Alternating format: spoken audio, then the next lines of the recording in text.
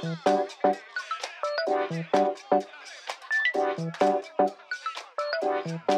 those of our listeners who are tuning in who might not be, and maybe they've heard of the Meisner Mhm. technique, but they don't quite know what it is. Obviously, there's a lot encompassed with it, but I guess in a general sense, would you be able to explain what is the Meisner technique and maybe how it's different from other acting techniques that are out there? Sure.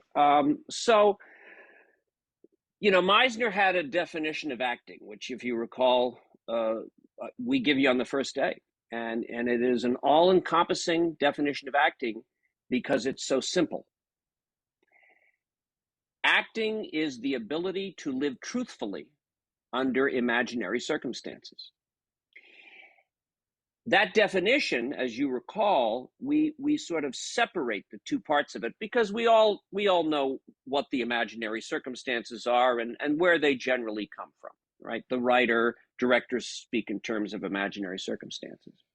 So the beginning work in the Meisner technique is very focused on introducing the actor to what it is to begin to live truthfully, which acting wise implies to do truthfully.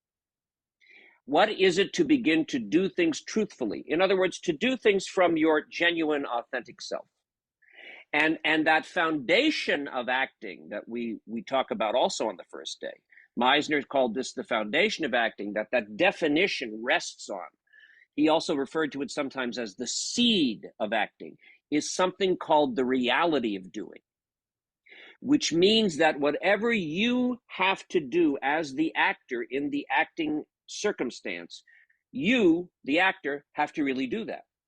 And that begins with something so simple as you, Patrick, are going to really listen to me, Jim. You're going to really hear me, and you, Patrick, are going to really look at and really see me, right? There's no fiction required. There's no Hamlet. There's no Ophelia. It's Patrick. Those are fictional things. They exist in a text.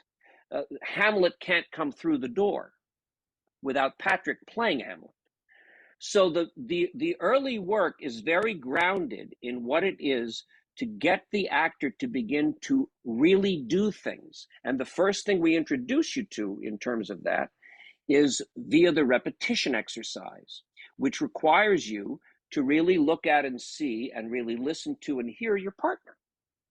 And when you see something in them, something very simple that exists that everyone could agree on, you are unshaven. And you hear that, and your job then is to repeat back exactly what I said. And then my job is to repeat back what you, my partner, said. And this continues, and we are beginning over time then to develop the very essential contact that comes from literally, to begin with, literally listening to what you said and repeating it back to you. In other words, receiving what you're giving me and then responding to it via the repetition.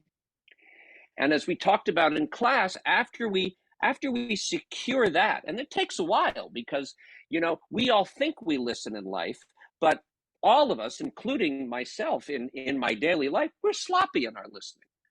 We're sloppy. We're in and out, we don't really take everything in. If we took everything in, we wouldn't be able to get through the most days. We'd be stopped in our tracks. But your acting instrument requires a higher sense of everything, a higher degree of attention, a higher degree of concentration, a higher degree of involvement, a more alive use of yourself, a more alert use of yourself, The Meisner work is very unique, I believe, in the way that he structured over the course of his teaching life, that he structured the teaching of the work because it's very layered. What you do in the first class does lead to what you're doing in the second class. What you're doing in the third class, you can trace back to that 2 weeks later. Oh, everything is very gradual. It's a process and it's layered. A lot of acting training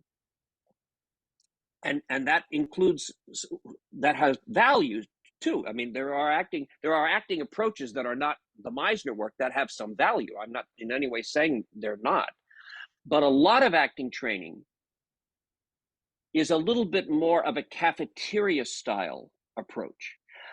Yeah, I'll take some mashed potatoes. I like a little meatloaf.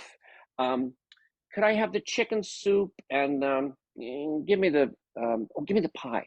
And you put all that on your plate at the same time. Where do I start? You know?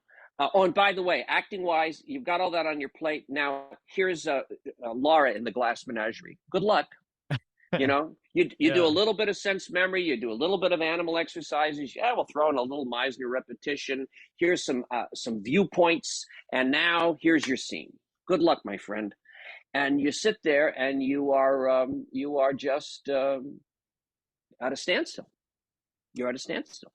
So Meisner developed a very gradual, systematic approach in terms of layering in. You know, I've often described it as, if you're making a meal, it's like a great bouillabaisse where you're adding one more element into the mix. You're never taking it and tossing it out and then making something else.